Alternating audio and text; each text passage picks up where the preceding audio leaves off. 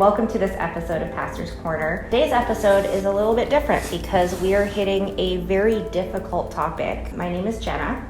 I have Pastor Gunnar here with me.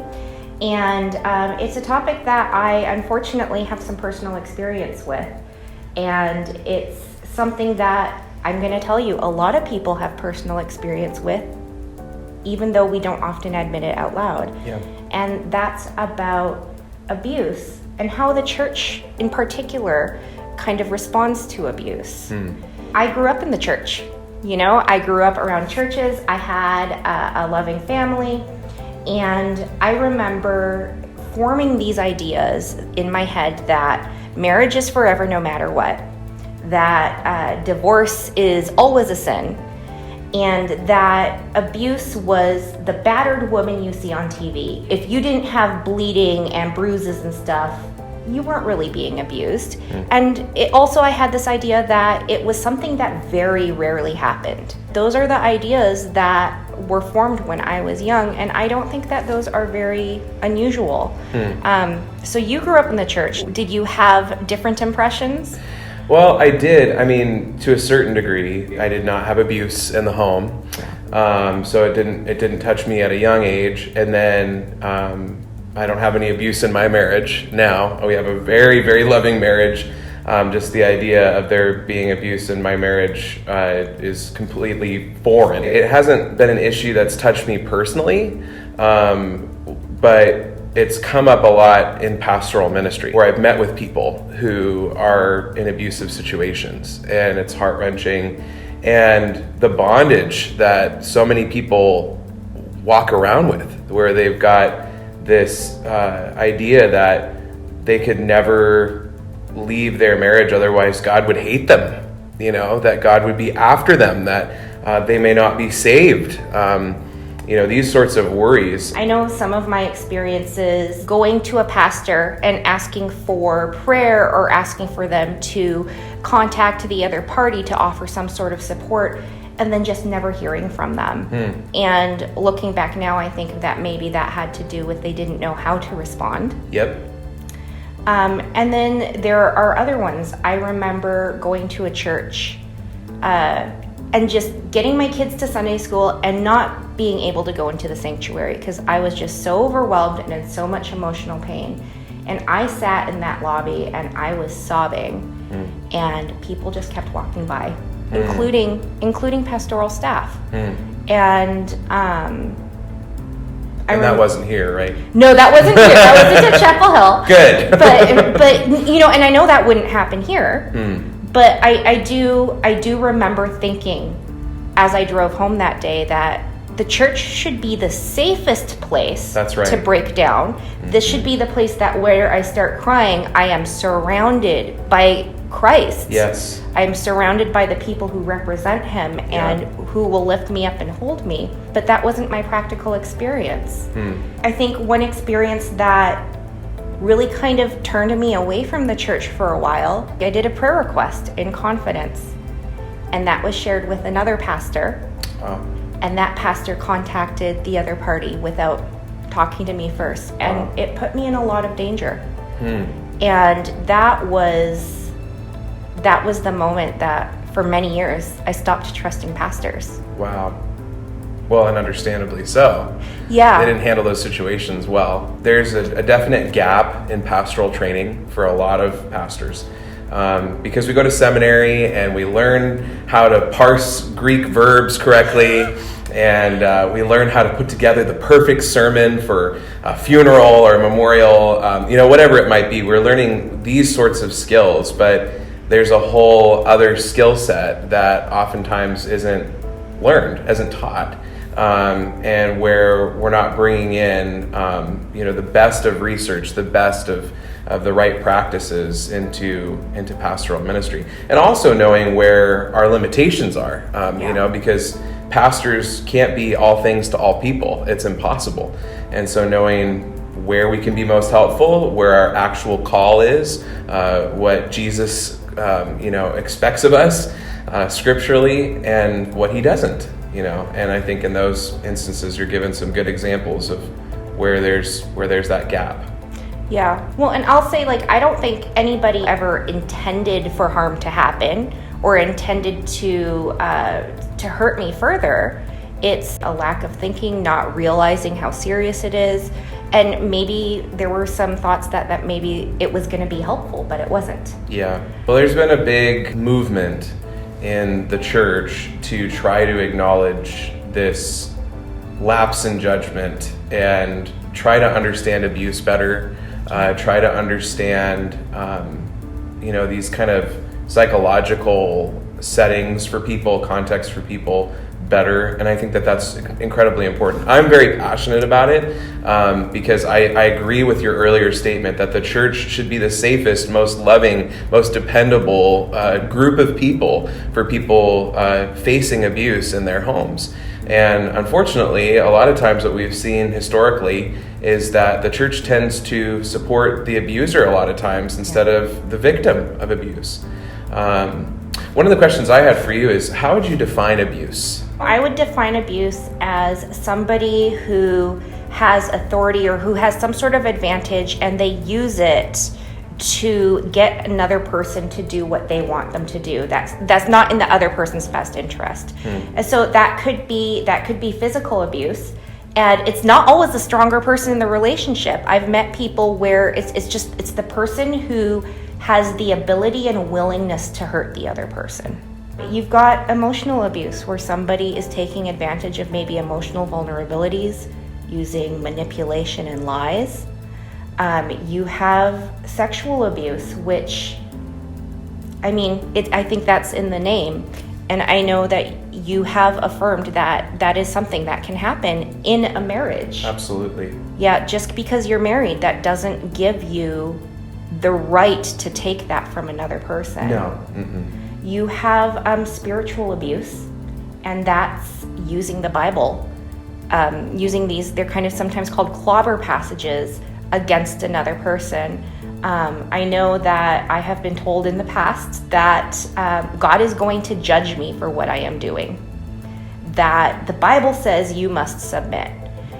Having those passages used against me. And then another type of abuse that I think a lot of people don't realize is abuse is financial abuse. That could be as simple as one person saying, I make all the money, so that's my money, and you can't spend it on things you need or things you want without my permission. And if you leave, if you do something I don't like, then you're going to be destitute. You're going to have nothing. That's financial abuse. And that is something that I think in our particular community probably is one of the more common forms of abuse that isn't talked about. Yeah, which is so sad. Yeah. So there's all these different kinds of expressions of abuse, right? Yes. I wonder if you could put all those under the umbrella of doing harm to someone, right? It really could be. Yeah. And I think the other thing that helps define abuse, if you're not sure whether it's abuse or not, is it happening in front of other people or is it happening in secret? Because I think people who are abusers, they know very well that what they're doing is wrong and they're doing it in secret. It's not something they want to be brought to light. And that makes sense. If they want to continue to perpetuate what they're doing, they're going to want to keep it secret. It's awful. Well, and that obviously, gives us a little view into why the church might miss these things, right? Yes. Is that, and then, just giving the example of a woman who's in an abusive marriage. Yeah. If she were to come to her pastors, an elder or somebody with authority in the church and say, I need help, this is what's going on.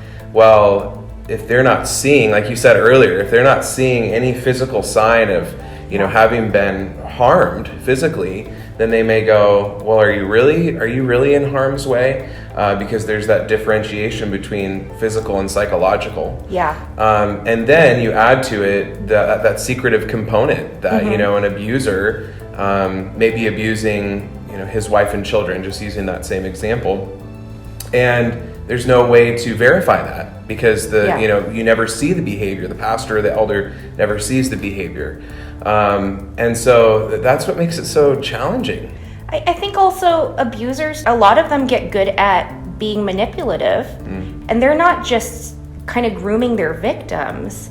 they groom the people around them too. So their friends, their pastors. So you could have a marriage that by all accounts looks amazing from the outside. You don't know what's happening behind the closed doors. And so when somebody breaks that silence, I think sometimes there's also just that we don't want to believe the worst of people sometimes. Yeah. And there could also be, but I've known you guys. I've known you guys for 4 or 5 years. I see you at places. You guys smile at each other. You hold hands. It could be decades. Yes. It could be decades. And because you present this loving couple. Yes. And, you know, a lot of the times in abusive relationships, there is actual genuine love. It's just twisted. Yeah. So it's just heart-wrenching. The whole thing is heart-wrenching. Well, I think, you know, when I think about this biblically, you know, this is where, again, a lot of people will go to certain passages and, you know, not only to use them as spiritual abuse, but, you know, in the case of ministry, in the case of church life, we go, well, I've read all these biblical passages and, you know, they say that there should be 2 or 3 witnesses, you know, or whatever. They'll use a whole slew of different things, or, you know, it's his word against her word, or whatever. And that's more of a, you know, a legal thing, you know, today. But they'll kind of look at those sorts of things. And this is where I think we need to get to the heart of God and the heart of Jesus, which is for those who are oppressed, for those who are silenced, for those who are in harm's way and hurting. You know, that is the heart of God. As you read through the Psalms, as you read through the Proverbs, as you read through the ministry of Jesus, you see again and again the merciful heart of the Lord and his desire to lift up those, who elevate those who are really facing harsh circumstances, and to believe them, you know, to listen to them, to love them. So there does seem to be that emphasis over and against supporting the person who's in a powerful position, instead choosing to support, listen to, love, come alongside of the one who's in harm's way. And the way that this plays out, you know, there's been a big situation, I won't name any names, but in a large church in our country, with a pastor with a very large teaching ministry. And it's come to light that there was a woman in the congregation who was abused by her husband, and they found out later that he was molesting their children, which is just horrifying, awful, evil stuff. And this church and their leaders supported the man, supported the abuser, instead of the victims, the woman and the children. And went so far as to discipline and shame publicly and excommunicate the wife in front of the whole church in a service of worship. And they were trying to follow the letter of the law. They were trying to follow exactly what the Bible would say to do in these circumstances, without really thinking about the context of those passages, I think, and without understanding the heart of God for those who are hurt. And so instead of that church being what they needed to be for that woman, supporting the woman who needed her church family in an hour of need, they chose to support this abuser. And it's just awful how often that happens. But again, if we go back to the ministry of Jesus and we kind of do the old WWJD, what would Jesus do? I think we all know what Jesus would do. I think he would come alongside the woman. And we have so many stories like that in the New Testament of love for those who are in need. I know back in Jesus' day, women really didn't have rights. That's right. They really weren't considered people. They were almost more property to be disciplined if they acted out. And there's a couple stories. I think about the woman who was brought before Jesus and was told that she had been caught in adultery. Yeah. He showed such mercy to her. Yes. And shamed her accusers, really. That's true. Absolutely. Until they all walked away. Or the oldest to the youngest walked away, because they realized that none of them were without sin. Yeah. I also think about the Samaritan woman at the well, where he says, you've had 5 husbands. You know, she was a promiscuous woman, and he did not condemn her or shame her for that. Yes, and the fact that he was even conversing with her. Yes. Because she was, and it says in the text, because she was a Samaritan woman. She had 2 strikes against her, is essentially what the text is saying. The fact that she was of the Samaritans, but, you know, I think what you're getting at is she was a woman, and to sit and to have that conversation with her, that just wasn't done, especially by a rabbi like Jesus.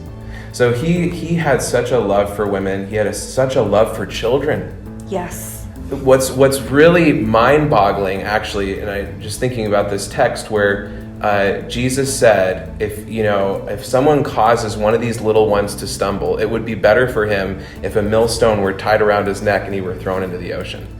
I mean, that's intense language for somebody who harms a child. Yeah. I mean, that's really what it's coming down to. And so protecting children is such an important thing to the heart of God. That's why I'm so grateful we have so many policies in our church to protect children. Yes. It is so important, so valuable. We review them often. We have professionals who review them often. We do trainings. We do background checks, all these sorts of things, because we want to protect children, because theirs is the kingdom of God, Yeah. So I think all of these things, before we come to some of these particular passages in the Bible about divorce, about witnesses, about church discipline, we need to start with what is Jesus's heart, and that should be our hermeneutic, I think. The first domestic violence incident, I spoke to a woman that I really trusted, a Christian woman, and she told me that divorce is a sin, separation isn't, and that I needed to pray more and do what I needed to help support. And, I did. I went back and stayed for longer. And again, I don't think any harm was intended, but that is something that I think a lot of people who are in abusive situations, that's what they believe the church is going to say. To stay in the marriage, that divorce is a sin. Yes. So stay, because marriage is forever, because maybe you're not praying hard enough. Maybe your faith isn't strong enough. Have you tried coming to church more often? Have you tried marriage counseling? Have you tried all these things? And when real harm is being done, sometimes those things aren't going to help. And that put all the onus on you too, by the way, as the victim. Thinking about that. I mean, all the responsibility was on your shoulders to fix a situation that wasn't your fault. Yeah. That's so backwards, in terms of what's just and right. Yeah, but I can understand, obviously these are principles that the church has held on to, and those lines are things that I've heard. The challenge with it is, I think we've got two different groups in the church. I think when it pertains to divorce, in terms of the people that are going to come to this passage and ask, can I get a divorce? Yeah. You're going to have people who are in the situation you described, where they're in an abusive, unhealthy, harmful marriage for both them and their children. Yeah. And the question is there an exception to the rule, God? I know your rule is that I am supposed to be committed to my marriage. Marriage is one man, one woman for life. I believe that. But is this an exception? And there's people in that situation. Then you have the people who are looking for an avenue out because they don't want to stick to their commitment. Yeah. You know what I mean? Yes. There are people who they don't take marriage seriously. They are annoyed by their spouse. They're annoyed by the situation, and they don't want to put the work in. You know what I mean? And so actually some of that advice that you got would make sense if it were, we're just not getting along. Yes. We're not communicating well. He's driving me nuts, because, of his idiosyncrasies and whatever it might be, or we just can't get on the same page about some of these things. Those are the kinds of situations that I think a lot of the advice that you were given probably makes sense. In other words, you should work through that. You should seek advice. Because I think really with all these passages on divorce, the heart is that divorce is not an ideal situation. It can be it's very hard. It can be very harmful to the people involved, particularly children. It's just a tough road. And marriage is meant to be this wonderful, beautiful thing. You go back to the garden, you go back to Genesis, and you read about what marriage is supposed to be. It's a man and a woman becoming one flesh. bone of my bones. It's this love and this affection, and it's starting a family together in many cases. And so that's what marriage is supposed to be. And so you see in the Bible again, let marriage be held in honor by all. To respect marriage. The marriage bed must be kept undefiled.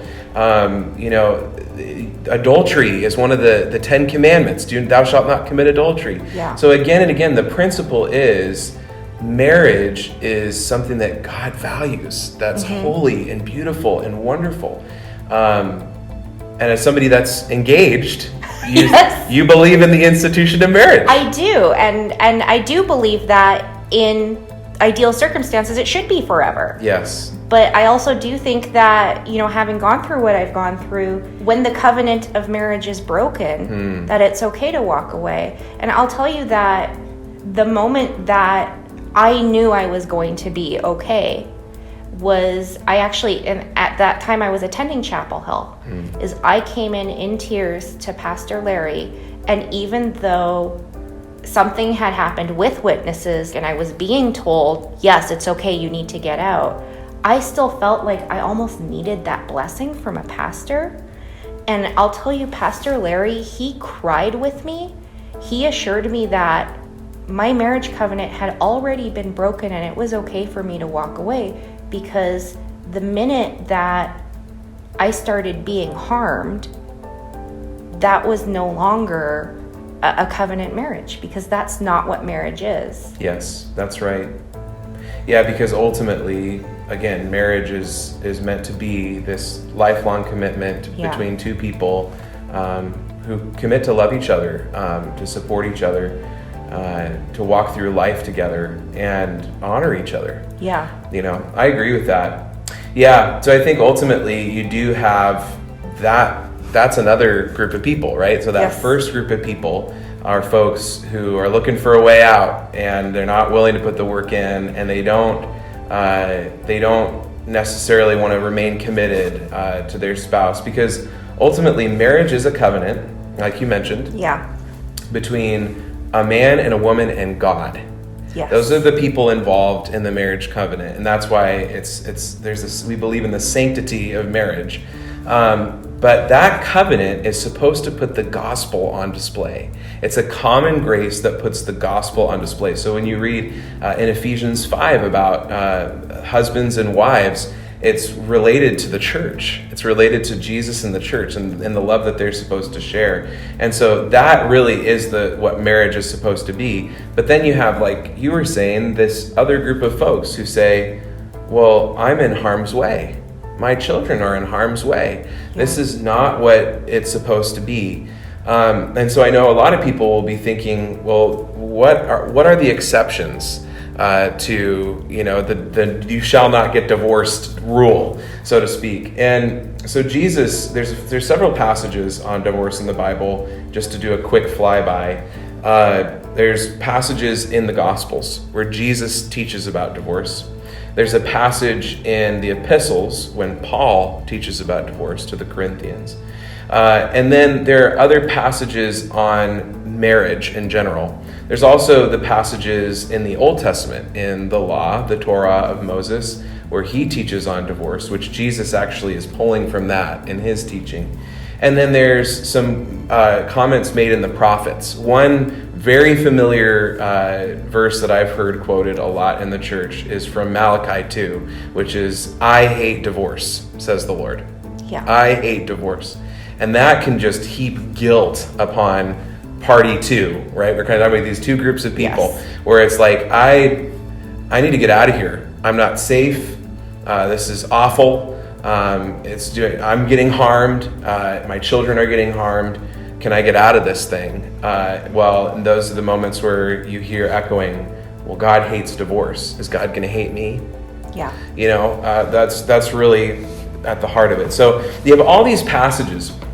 What's really interesting to me is Jesus gives the rule. So in Matthew 5, he's teaching about divorce in the Sermon on the Mount. And Jesus says, it was also said. So all these different things Jesus is quoting. He says, you've heard this said, you've heard that said.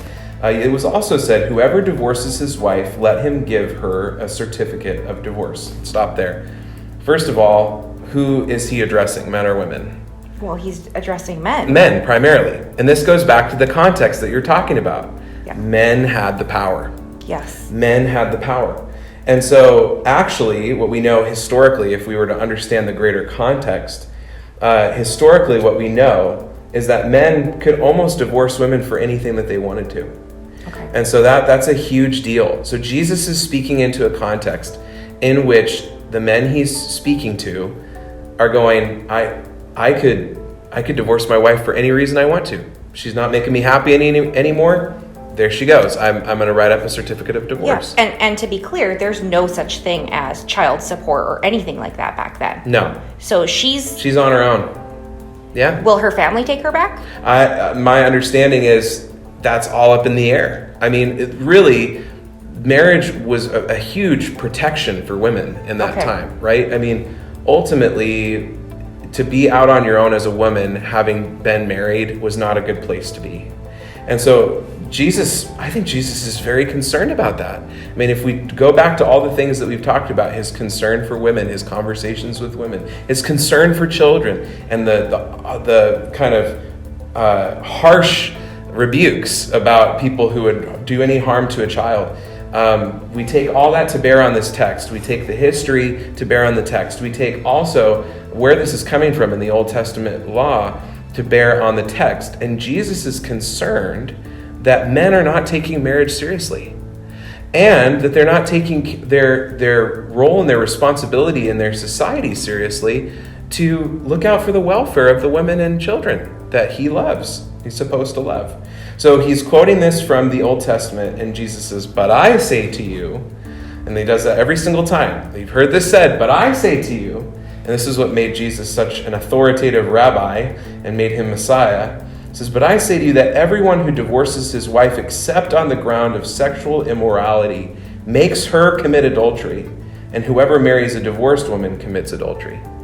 So Jesus is getting to the core, or the crux of the matter, which is you can't just divorce for any reason that you want.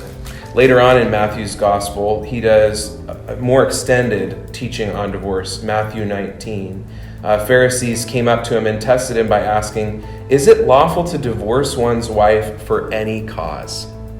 And so once again, that sheds light. This is the context, that they could for any cause. He answered, haven't you read that he who created them from the beginning made them male and female, and said, therefore a man shall leave his father and his mother and hold fast to his wife, and the two shall become one flesh?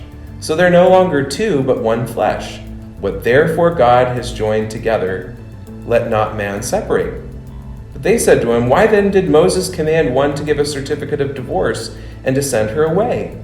He said to them, because of your hardness of heart, Moses allowed you to divorce your wives. But from the beginning it was not so. And I say to you, whoever divorces his wife except for sexual immorality and marries another commits adultery. So Jesus is saying, unless your wife is cheating on you, you better be responsible. You better love on her. You better stay with her. To do anything else is to deny how God's created us. It's to deny the ideal of marriage. Have we heard anything about abuse in this passage? No. Have we heard anything about the responsibility of the woman in this passage? No, we haven't. I mean, well, other than her responsibility to only have sex with her husband. Yeah, that's right. Not to cheat on her husband. Yes. Yeah, that's pretty much the only thing that we've gotten so far. So I think this is why it's so important to read the Bible in context. The three laws of biblical interpretation are the same three laws of real estate. Location, location, location. You have to read it within the location of the text. What's going on? What's happening? And then you have to read it in the context of Jesus. What did Jesus teach? And then you have to read it in the context of the biblical narrative. And how does this fit? So we have to see everything within the context. And this is, by the way, why I think everybody should have a hard copy of the Bible. So that you can't just focus in on your little app on one little section, because it's fitting into a greater story. So that's the Jesus piece of this pie. I don't think what Jesus was saying is here's a rule. Jesus was not taking the law and saying, okay, now I'm going to put you under an even harsher burden. And if you don't, you need to follow this law perfectly, and there are no exceptions, or there's only one exception. Yeah. What Jesus was saying is, I'm concerned that you're taking marriage too lightly, and I'm concerned that you're divorcing people too frivolously. And here's why I'm concerned. Here's what my teaching is on it, and hearkening back to the very beginning of when marriage was created. Yeah. So I think that that's very freeing. It actually responds to both groups. It responds to the group that doesn't take marriage seriously and says, take marriage seriously. Take it seriously. Take divorce seriously. Don't be frivolous about this. But it also addresses the person who's in an abusive situation and says, this actually is not directly applying to you. Yeah. A text that applies more closely to divorce with regard to people in abusive situations is the passage in 1 Corinthians 7. And once again, we kind of have this teaching, this principle, and then some exception language that goes along with it, but there's a greater context. And what's so interesting about 1 Corinthians is it's written to a very different situation. It's written to pagans. It's written to Gentiles.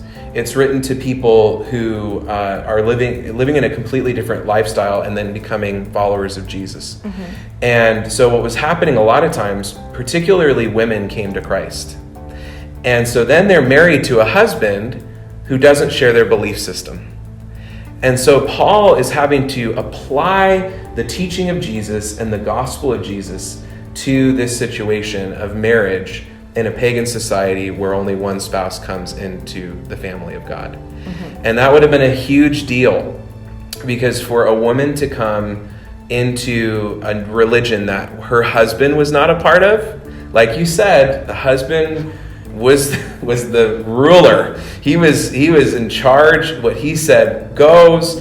And so it already, for them to become a Christian could be viewed as an act of a lack of submission. Mm-hmm. And that was a serious offense. And so that's one of the reasons, by the way, that again and again we see in the New Testament the call for women to submit to their wives, or women to submit to their husbands, because the wife already was giving this air that I can do whatever I want, I can go my own way, forget you. And that was, that would totally topple the societal norms and could be a blemish on the gospel. And so the concern is, okay, don't add insult to injury, okay? You need to be respectful in your home. We're living in a society here. You need to understand that your witness can be tarnished if you're not respectful to your husband.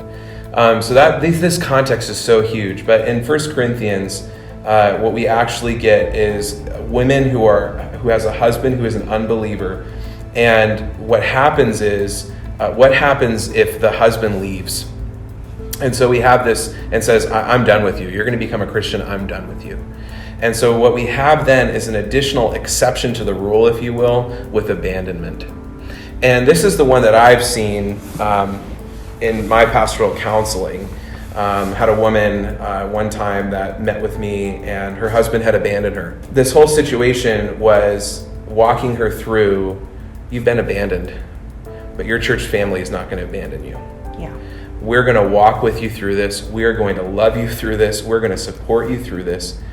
We're going to help you see in the scriptures where your husband was pulled into false teaching. We're going to come alongside you financially as far as we can. This should be the position of the church. Yes. To love a person through that. And so ultimately in those situations,